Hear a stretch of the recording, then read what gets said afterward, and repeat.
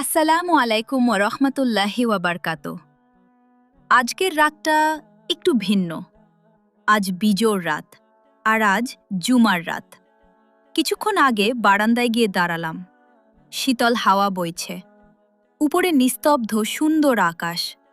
মনে হলো এই মুহূর্তে যদি আমরা আল্লাহর কাছে কিছু চাই, তিনি অবশ্যই শুনছেন।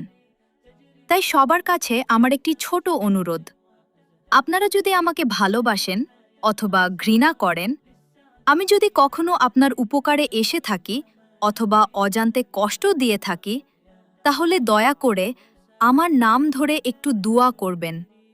দোয়া করবেন আল্লাহ যেন আমার অন্তর পরিষ্কার করে দেন, আল্লাহ যেন আমার সব গুনাহ মাফ করে দেন, আল্লাহ যেন দ্বীনের পথে ইস্তিকামাত দান করেন, আল্লাহ যেন পূর্ণ হিদায়া দান করেন, আল্লাহ যেন শাহাদাত এবং জান্নাতুল ফিরদাউস নসিব করেন, আল্লাহ যেন দুনিয়ার অপ্রয়োজনীয় ব্যস্ততা কমিয়ে দেন, আল্লাহ যেন নেককার সন্তান দান করেন, আর সব ধরনের রিজকে বারাকাহ দান করেন। আমাদের সবার জানা অজানা, প্রকাশ্য অপ্রকাশ্য, ছোট বড়, সামনে পিছনে করা সব গুনাহ আল্লাহ যেন মাফ না করিয়ে এই রমাদান শেষ না করেন।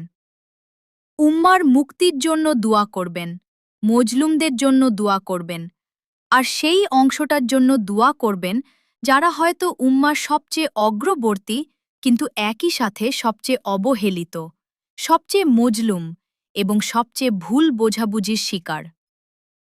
আল্লাহ আমাদের সবাইকে কবুল করুন, আমাদের দোয়াগুলো কবুল করুন।